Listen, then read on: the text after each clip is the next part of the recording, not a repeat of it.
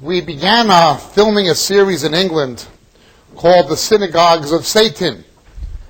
And I did the introductory one in England. But I want to do another aspect of it here, of the same series, in Melbourne. It is a tragedy when the truth is disallowed as evidence in a court. But in this state, Judge Michael Higgins disallowed the truth. Quoting directly from the Quran and the Hadith was not allowed in the defense of the Christians who were convicted of religious vilification.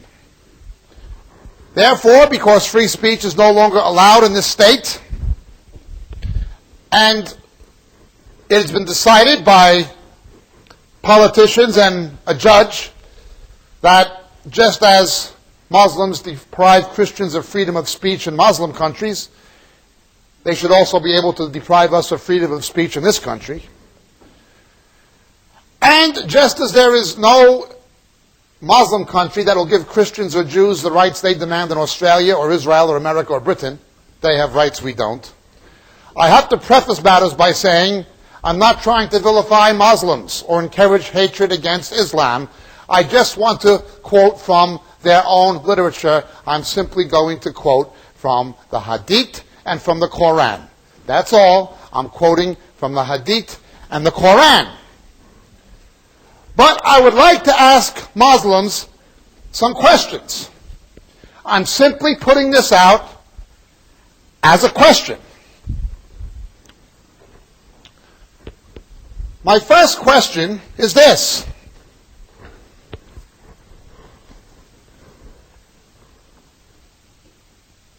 How can you expect anyone to believe the following: that somebody was a prophet of God? They are the greatest prophet of God. That there is no prophet greater than they are, and God has had no greater or no higher spokesman than this person. What would you say of somebody who, at the age of approximately 53 or 54, married a little girl at the age of 6, and at the age of 9, when she was playing on a swing, you come to her, give her a glass of milk, and take her to your bed and take her virginity? What do we call a 53 or 54-year-old man who has sex with a little girl at the age of 9? Do we call him a prophet of God? We don't. I'd like to invite my Islamic friends to please explain the following. In the Hadith, Bukhari, Volume 5, number 234, narrated by Aisha. Aisha was the daughter of Abu Bakr. Muhammad the Prophet was engaged to me when I was a girl 6 years old. I was playing in a swing with some of my girlfriends. Unexpectedly, Allah's apostle came to me in the afternoon and my mother handed me over to him.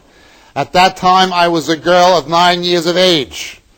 And Bukhari, Volume 5, number 236, the Prophet married Aisha when she was a girl of 6 years old and consummated that marriage when she was 9. Islam is a religion that teaches Muhammad was a pedophile. That is what their religion teaches. I, as a Christian, am not calling Muhammad a pedophile. No Jew ever called Muhammad a pedophile. Muslims call Muhammad a pedophile. That is what their religion teaches. This man had sex with Aisha, the daughter of Abu Bakr, when she was a little girl. He was a middle-aged man. Can you please explain to me why, since your religion in the Hadith teaches your prophet was a pedophile, how can you expect any Western person, any Christian, any Jew, anybody, to believe that a man who would have sex with a little girl is the greatest prophet? How can we believe such a man was a holy man? Now again, I'm not trying to incite hatred against Muslims. I'm not trying to blaspheme your religion. I'm not trying to insult your prophet. I'm simply saying what your religion teaches. Your religion teaches that this man had sex with a little girl. Can you please explain to me why I should believe a man who had sex with a little girl is God's greatest prophet? I can't find any Muslims who will explain this to me. I've been to the Persian Gulf, I've been to Morocco, I've been to Turkey, I've been to Indonesia, I've been to Malaysia, I've been from one end of the Muslim world to the other. I've talked to Muslims in London, in America, I've talked to Muslims a lot of places. Can one of you please tell me how you can believe a man who would do such a thing is the greatest prophet of God, and why I should believe he's the greatest prophet of God? What do you want to do? Kill me or kill somebody for quoting from your own book? I didn't write that book. That's your book. It's not my book. I'm simply reading your literature. What do you want to do? Hate me for reading your book? I'm only reading your book. It's your book, not mine. Don't hate me. Don't try to kill me for reading your book. You wrote it. I didn't write it. It's not my book. Christians didn't write this. It's your book. What do you want to do? Hate me for writing it? Kill me because I read something in your book? If you find it offensive, why do you believe it? Please answer me the question. If you want to look it up in your book, it's in the Hadith. Bukhari, Volume 5, Numbers 234 and 236. Your religion teaches Muhammad had sex with a little girl.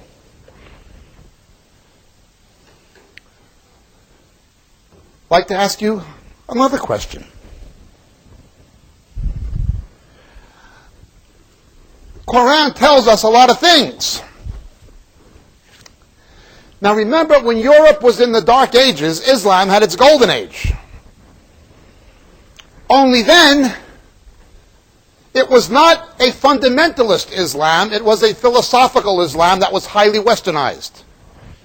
It was ruled not by the Saudi Wahhabi, not by the Wahhabists of Saudi Arabia that fund the construction of Islamic institutions all over the world, all over the Western world, that breed radicalism. While governments like Australia, Britain, and America allow the Saudis to finance the construction of mosques all over our countries, they will not allow one church to be built in theirs. Can you please explain to me the following? Europe was in the Dark Ages under the medieval papacy. I'm not a Roman Catholic, I'm just a Christian. But in Islamic civilization, you could have written a check in Morocco and cashed it in Baghdad. They were at the forefront of philosophy, science, mathematics, certainly medicine, literature. Islam was at the forefront of architecture. In fact, many of the influences of the Renaissance came back with the Crusades that became the Renaissance, not just from the Byzantine world or the Hindu world, but from the Muslim world. During its golden age, when it was something, it was not dominated by Arabs, it was dominated politically and strategically by Turks mainly, which eventually became the Ottoman Empire. And it was a philosophical Islam that was based intellectually and theologically in Cairo, mainly. It was a relatively benevolent religion by the standards of the time. Although there was always anti-Semitism, they still treated the Jews better than the Catholics did in Spain. It was a Muslim sultan in Turkey that gave the Jews refuge from the Roman Catholics during the Inquisition. And the suicide bombers then were not Muslims. Those Muslims would have seen sending children as suicide bombing to be barbarian. The suicide bombers sending children to die in suicide attacks then were not Muslims. It was the Roman Catholic Crusades, the Children's Crusade under St. Bernard. No wonder they named a dog after him.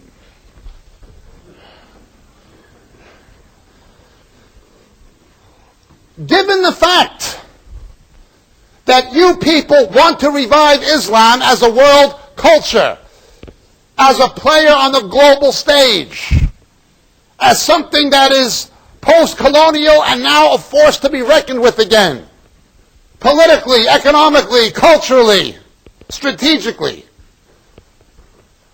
Why are you running in the wrong direction? When Islam amounted to something other than something backward, it was westernized and it was philosophical. It was not fundamentalist and it was not radical.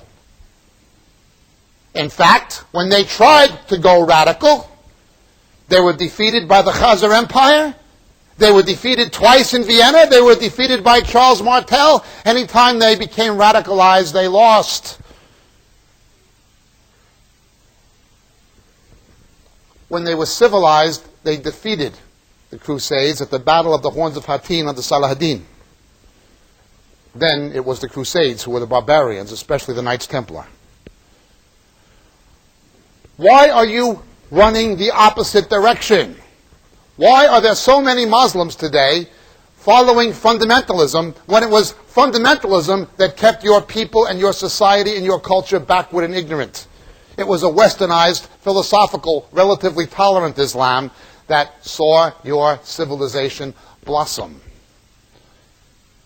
Now, if I was a Western imperialist, which I'm not, the best thing that could happen to Muslims is to be fundamentalist, because that's going to keep them backward.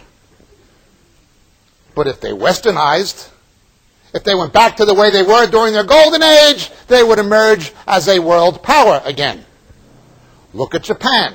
Japan is an Eastern culture. Japan is a country that is in no way Western. But it realized for Japan to be an economic superpower, for Japan to be a player on the global stage, they had to listen to MacArthur and westernize. There was a man called Ataturk. He was the founder of modern Turkey. Ataturk realized that for Islam to revive, it had to separate religion from politics. It had to do what Japan did. Have an Oriental culture. Peoples can have their own religion, but it had to have a westernized system of government and economy. Otherwise, Turkey would remain backward and stinking, he thought. But unfortunately, fundamentalist Islam has grown in Turkey, and Turkey has remained what Ataturk said it should not be. You're running the wrong direction. If you want your people, your nations to amount to something, can you please explain to me why you are following fundamentalists if you are one of those Muslims who do that? It is sure to keep you backward. You will never be what America, Australia, Europe, and Britain and Japan are. Never, because you're going the wrong way. Can you please explain to me the logic of your fundamentalism? When you were fundamentalist, you lost. And then Europe overtook you with the Renaissance. Then the West became the leaders, economically, politically, strategically, culturally. You disintegrated. Can you answer me that question? But I have another question. I'd like to ask this question. If Islam is a religion of peace and tolerance, why is it that you have no democracy anywhere except where it's been imposed by the West? And can you please tell me one Muslim country that will give Christians and Jews the rights you have in Australia, in Britain, in Europe, in America, or even in Israel? Show me one. If your religion of peace and tolerance, can you please explain to me? I'm only asking the question, why is there 2.3 million dead Christians in Sudan? Why were 300,000 Christians massacred by the Muslims in East Timor? Why, please, are there 65,000 dead in the southern Philippines? Why 30,000 or so murdered in the Moluccan Islands? Why 40 to 50,000 murdered in Eritrea? Why 60,000 murdered in northern Nigeria, etc.? Why, if it is a religion based on peace and tolerance, were there thousands of people behaving like barbarians, rioting in the streets of London, England, demanding the murder of a British citizen, himself a Muslim, for writing a book? Can you please answer? I'm only asking the question. If you're a religion of peace and tolerance, where does peace and tolerance exist in the Muslim world today? I only want to know. You're telling me it's a religion of peace and tolerance? I've heard that and heard that and heard that, but all I've seen on the news is suicide attacks. I'm tired of hearing, please show me. I just want to see it. It's reasonable. Why is there 3 times as many conflicts in today's world involving Islam as all the other religio people groups put together? Why? Why in one country in Europe like Denmark, 4% of the population are Muslims, but 40% of the people on the dole are Muslims.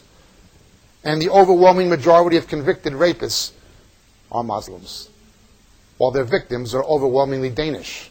That's just one example. Why was Theo van Gogh murdered for making a film about human rights in the Muslim world in Amsterdam? Why? Can you please explain to me? If you are a religion of peace and tolerance, why? Now, I'm told this is a small minority. Fine, if it's a small minority, please show me mainstream Islam. Show me one country that is democratic in your world. Show me one country that will give me the freedom as a Christian that we give you in America, Britain, and Australia. Just show me one. Fair question. I'm not attacking, I'm asking the question.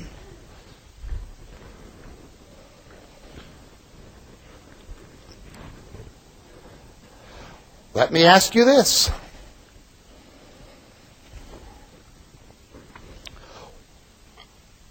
We have people saying Christianity is a white man's religion. They are looking for converts from the black communities around the world. There are traditions in Islam that said Muhammad owned black slaves. Some would perhaps dispute this. It is without dispute that he called black people raisin heads. But here is my question. Why is it that if Christianity is a white man's religion, the first countries to abolish slavery were Christian? The last countries to abolish slavery are Muslim, except they haven't abolished it yet. Go on the website Anti-Slavery International. See where slavery is still practiced.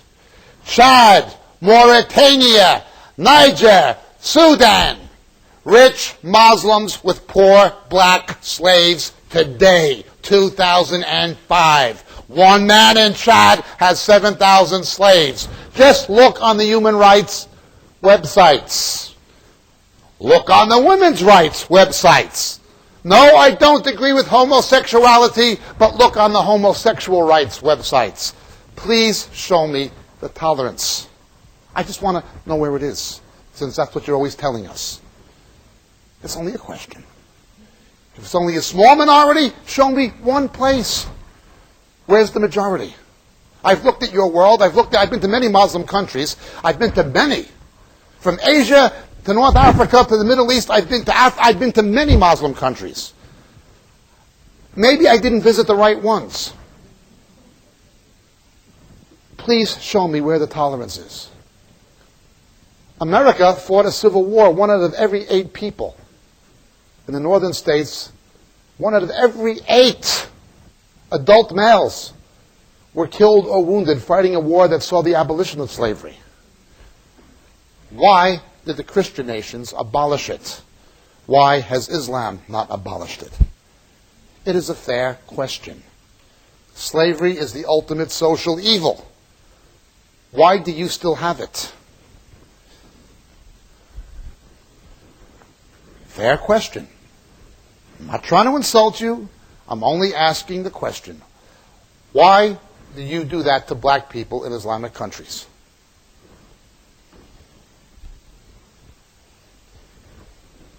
The leaders of the civil rights causes were at least nominally Christian. Martin Luther King was a Baptist minister. Desmond Tutu says he's an Anglican bishop. Civil rights movement, the Southern Christian Leadership Conference, these things came from Christianity. The abolitionist movement in the United States came from Christianity.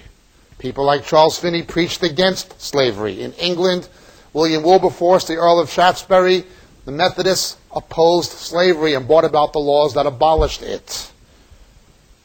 Christian nations got rid of it. Rich Muslims, rich Arab Muslims buying black slaves. Here's another question. I notice that Muslims have to be hygienic and they have these washing rituals. In Bukhari, volume 4, number 516 in the Hadith, we read, Satan stays in the upper part of the nose all night. Muslim, volume 1, number 462, Abu Hurairah reported, the Apostle of Allah said, when any one of you awakes from sleep and performs ablution, washing rituals, he must cleanse his nose 3 times, for the devil spends the night in the interior of the nose. Do you really believe that the devil sleeps in your nose at night? That's why you have to clean your nose 3 times when you wake up. I'm not trying to mock, I'm simply asking a question. That's what it says in the Hadith. It's a fair question. It's what you people claim to believe. I want to know, do you really believe this? And do you expect me to believe it? Fair question. I'm only asking questions. That's all. I'm asking you reasonable, intelligent questions about your religion based on what's in your books. I have a lot of questions like that. Remember, Arabs invented digits, numbers. Greeks, Romans, they used letters. Hebrews used letters for numbers. Arabs were very good mathematicians during the Middle Ages. Good astronomers, good scientists. They weren't always backward. It was fundamentalism that brought the ignorance in being backward. Given the fact that you people invented numbers, you did. You invented digits. I assume you know how to count. And I would assume that God knows how to count.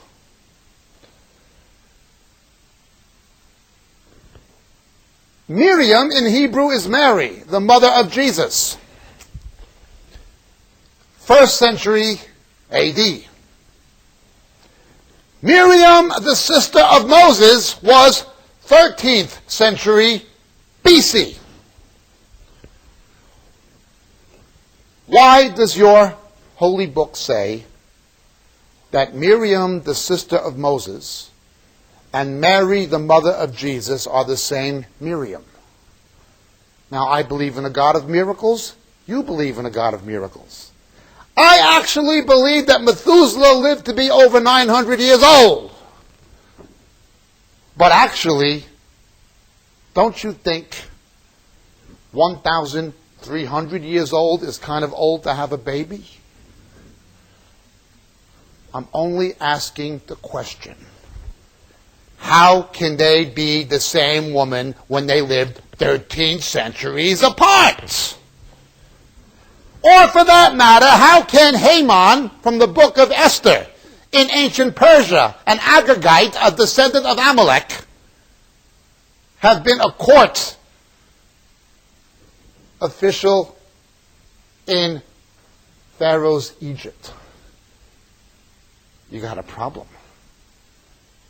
Haman, the Persian Empire, that was 5th century. Pharaoh was 13th century. Quite a discrepancy. 800 years difference. Yes, counting. Europe was backwards in medicine. They actually had barbers practicing bloodletting. It was stupidity. There was no pharmacology, no medicine in any modern sense. That was to a large degree pioneered by Arab physicians and Jewish physicians who lived in the Arab world.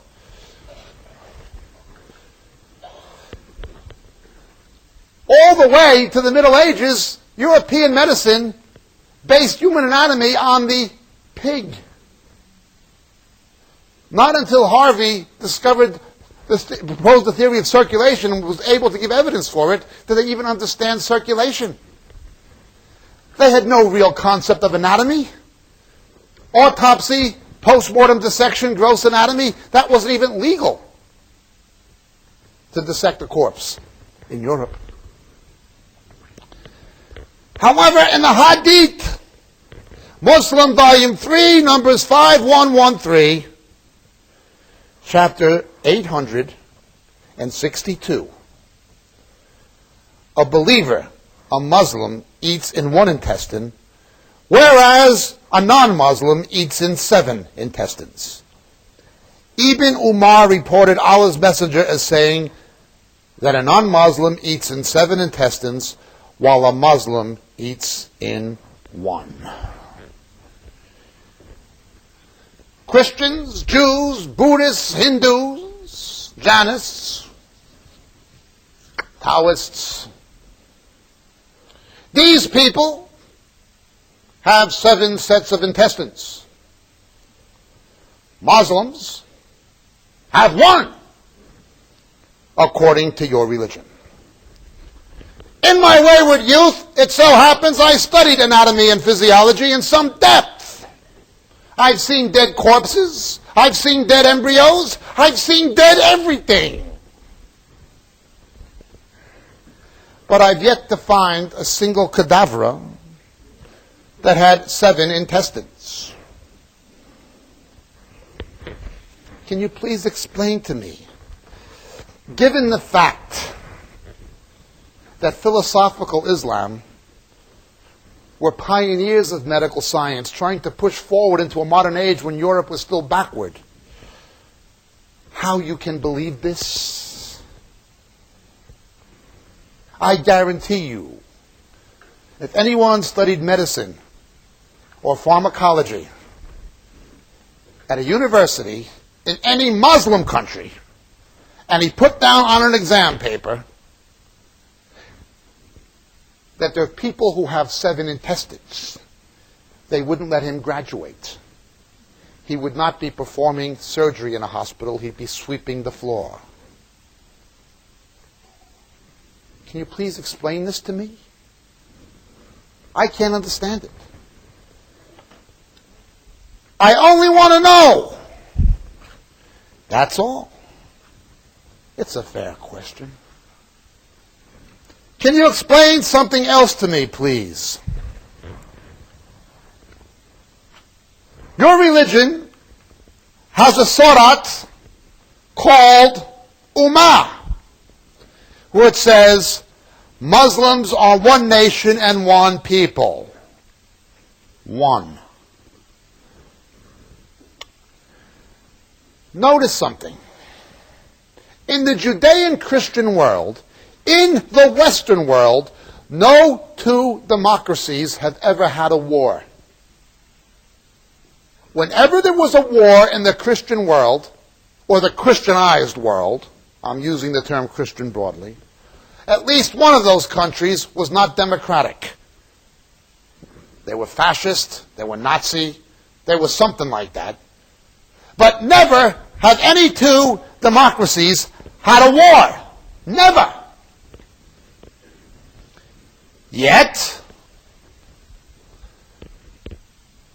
the Wahhab came to power, bringing the House of Saud to the throne in Saudi Arabia through what they called a jihad.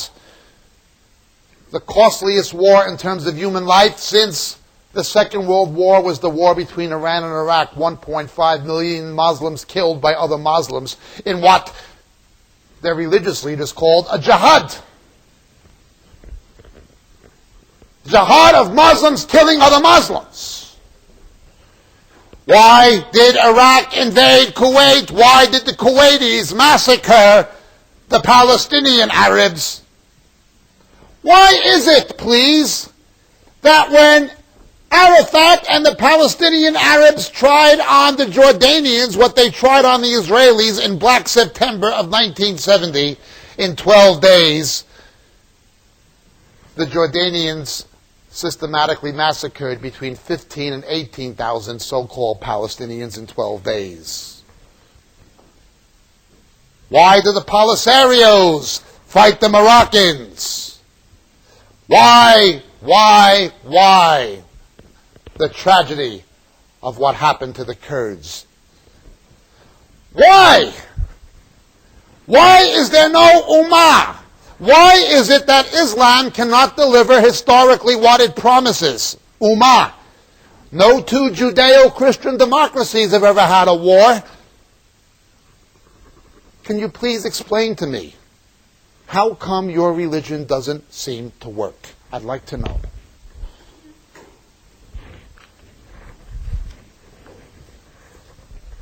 Australia is not going to have a war with France. America is not going to have a war with Norway. Israel is not going to have a war with Canada. But Iran will have a war with Iraq. Kuwait had a war with Saudi Arabia. Egypt almost had a war with Libya. Jordanians had a war with the Palestinians. The Turks enslaved the Arab nations. Please explain to me why you don't have Ummah.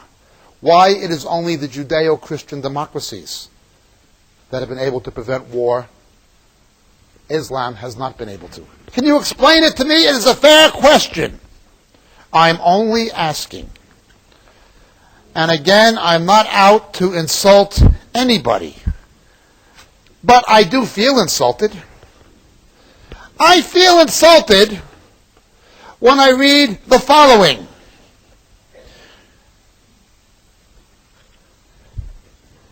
In Bukhari, Volume 4, Chapter 32, page 415, the statement of Allah, and asked them, O Muhammad, about the town that was by the sea when they transgressed in the matter of the Sabbath, when their fish came to them only on the Sabbath day and did not become monkeys, despised and rejected.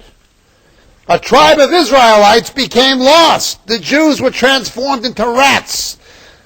Have you ever noticed that rats will drink milk from a sheep but not from a she-camel? This proves that Jews are transformed into rats. Then Jews transformed into pigs as well as rats.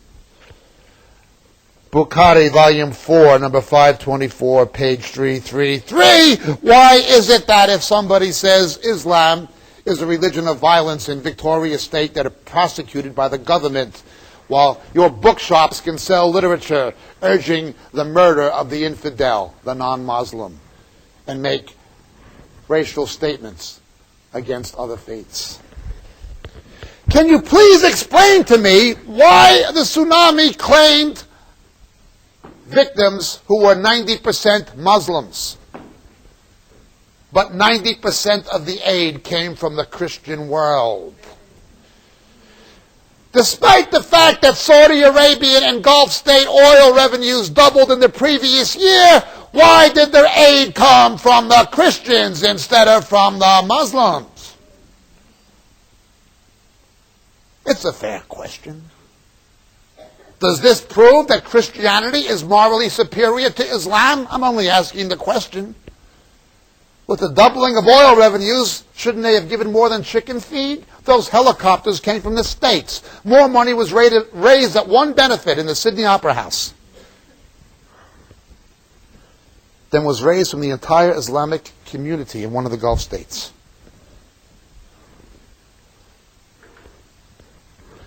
There was some imams who said it was a judgment because of decadence on the Western tourists in Thailand. Thailand lost between 5,000 and 6,000 people, some of them Muslim, and only half of them Westerners, mainly Swedish. How many did Indonesia lose? Tens of thousands. nearly all of them Muslims. If it was a judgment, as some imams say, a judgment from God, isn't he rather mad at Islam? I'm only asking the question. I simply want to know. I read your literature. I read your Quran. I read the Hadith. I read all kinds of things. And I just want to know. In the Hadith in Bukhari, volume 4, number 543, narrated by Abu Hurairah, the Prophet said, Allah created Adam, making him 60 cubits tall. That is the height of a 3-story building plus. Do you really believe, and do you expect me to believe, that Adam was 90 feet tall?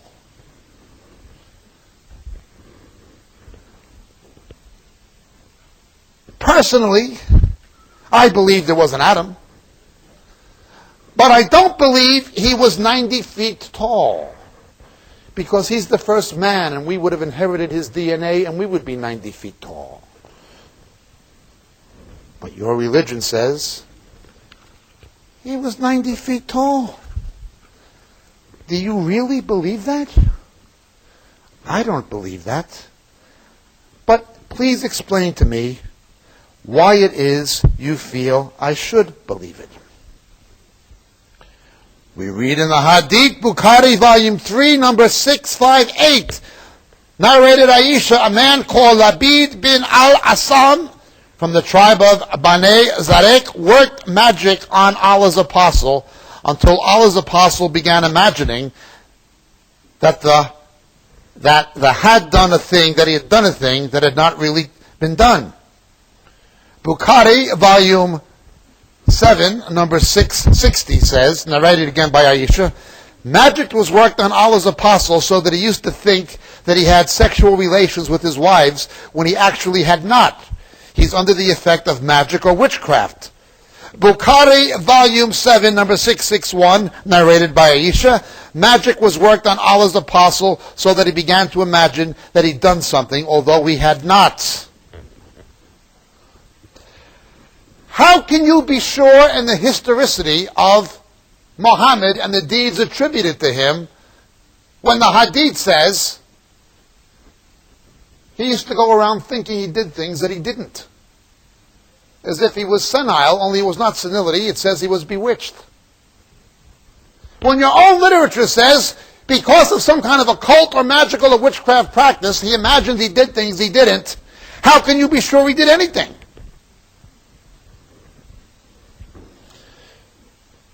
It's a fair question. If somebody came into court with senile dementia, they would not be a credible witness in a trial. The Hadith, Bukhari, volume 9, number 130. One day the Prophet visited her, the wife of Ubana bin Asamit, and she provided him with food and began looking for the lice in his head.